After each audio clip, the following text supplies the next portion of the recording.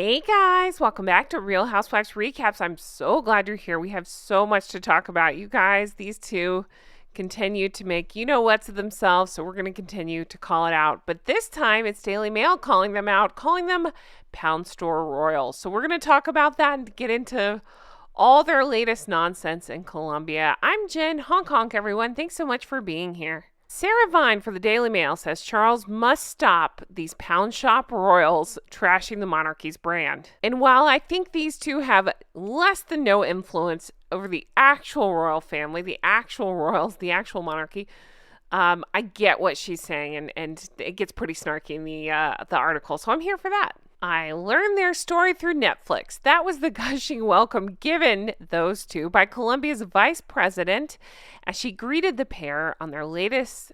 I won't even say that anymore. People are still calling it quasi-royal, unofficial royal. No, there's nothing royal about them.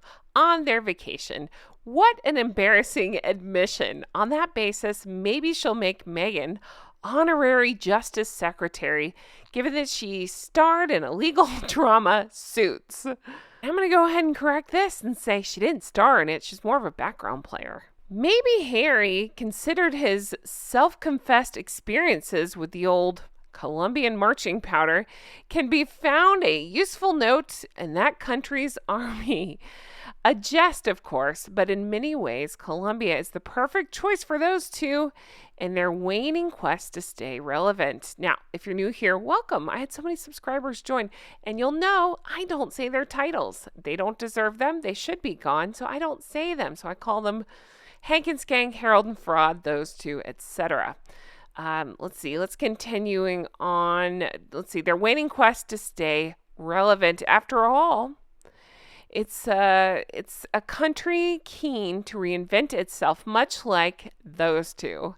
The new left-wing government, I don't get political here, just reading it as it's printed, is desperate to gloss over some of inconvenient truths, civil unrest, substance trafficking, takings, and taking people out. Again, YouTube, you have to say, it's like Harry and Meghan, they control speech. You can't say certain things. If you do, you can get demonetized, etc. That's why I dance around those things. It's not that I don't believe in them and I don't want to emphasize them. It's just more of a self-preservation instinct that these two lack. Continuing on, hoping instead to promote a far more harmonious vision and to attract rich foreign investment and to boost tourism. Now, I want to give a shout out to my Aussie goose, Patrick, who has been so helpful behind the scenes, filling me in on exactly this, pointing out that Colombia has more recently had a push to make it entertainment focused, and they give... It's hard to explain. He explained it so well.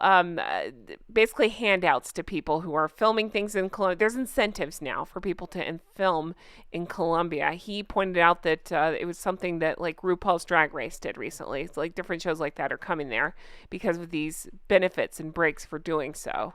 So I think that's interesting, and it's an interesting tie-in. It might explain one of the reasons these two are there. She might be looking for some sort of entertainment job. Yet Colombia remains one of the world's most dangerous places. Now, funny note on that. It's not funny. It's horrible that it's that dangerous. But funny note on that. I have had some lemon rats in my comments. Hello. Thanks for the views. And they tried to say things like, oh, you're, saying terrible things about Colombia. No, not at all. I'm stating the facts. You can see it here in print. It is known to be one of the most dangerous places. I live in Jacksonville, Florida. It is known to be a dangerous city. Facts are facts.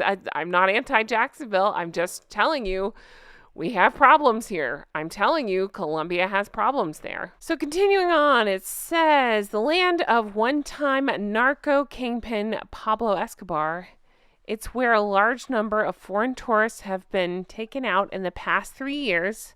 Many victims of substances and different kinds of rackets. The age of consent is a very young age. It's horrible stuff going on there. As seen from their vacation to Nigeria, another country where human rights, apparently so close to their hearts, are treated with less respect than a disposable tissue, It would appear that Harry and Meghan are not overly squeamish when it comes to accepting hospitality. Part of the attraction, I suppose, is that while countries such as Britain and increasingly the US have grown weary of the couple's endless attention-seeking antics, personally, I can't wait until they finally achieve their stated aim of living quietly and out of the spotlight. Never.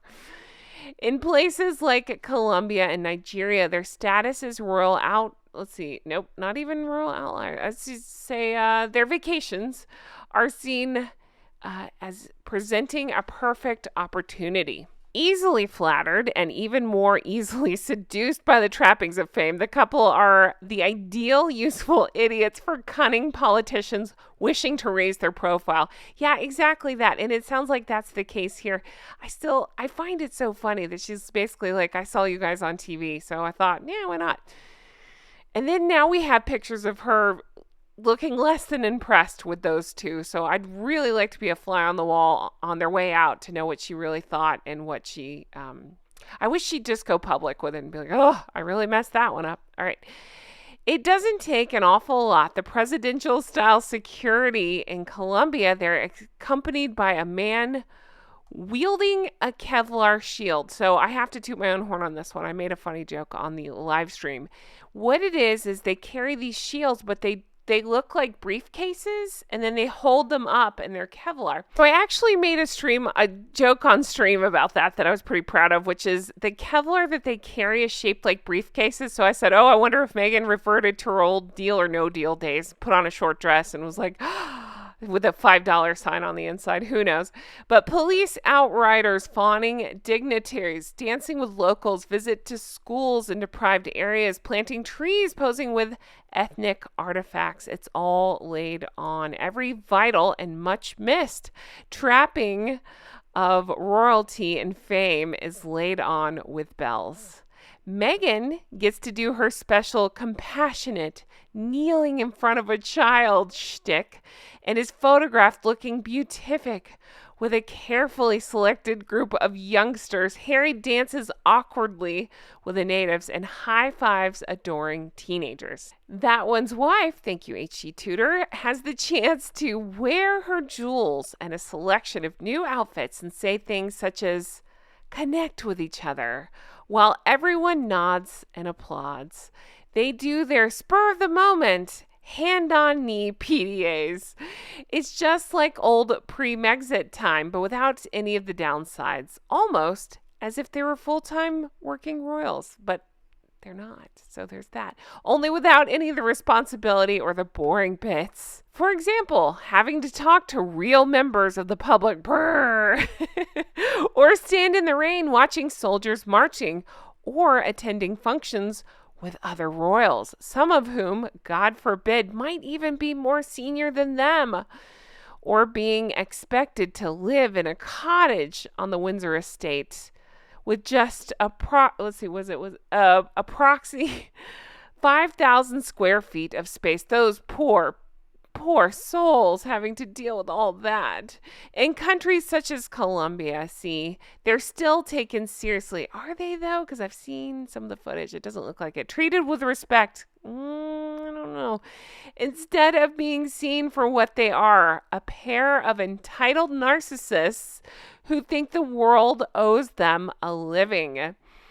Can I just say that again? That's perfect. That's exactly what they are. A pair of entitled narcissists who think the world owes them a living. They get to revel in the status they clearly feel was so unfairly denied them when they voluntarily turn their backs on their official royal roles. In other words, they can have their cake and eat it too, which is why I suspect we will see more and more such imitation royal tours. They're not that. They're just vacations. After all, it doesn't look as though American Riviera, supposed to be Orchard, but they wrote Arachnid or whatever their latest commercial venture is called, will set the world on fire. Thankfully for them, there's no shortage of dodgy regimes with deep pockets desperate for a bit of razzmatazz. I wouldn't say that they brought those.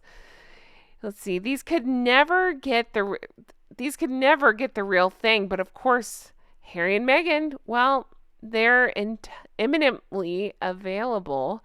Just need to dress it up as something worthy, and bingo, royal appointment. Except for that it's not, and they're not. They're showboating egotists.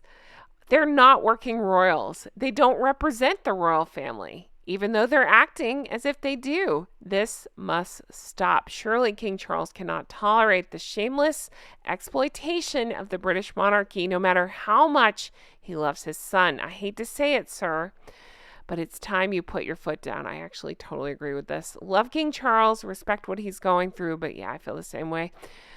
Before these pound shop royals devalue the brand irreparably. Guys, what do you think of this article? That's why I wanted to read it. I thought it was so well done and exactly how so many of us are feeling. Let me know your comments below. So I'm going to leave this here. I can't wait to read your comments. Thank you as always for being here. I have so much good stuff coming up. Be sure to check back lots. More on the disaster Colombia trip. I sat down and recorded with Lean Meme Machine. Many of you guys are familiar with her work. She's awesome. She just sat down with HG Tutor recently, so definitely check that out. But she agreed to talk to me, and I can't wait because she makes so many of the memes that I love. So you'll see that coming up. I sat down with HG and with the Sidley twins, and we recorded a secret project. It's a 2-parter coming up very soon, and so much more. So check back lots, and thank you guys so much for being here. I hope you have the best day. I'll talk to you again soon. Bye-bye.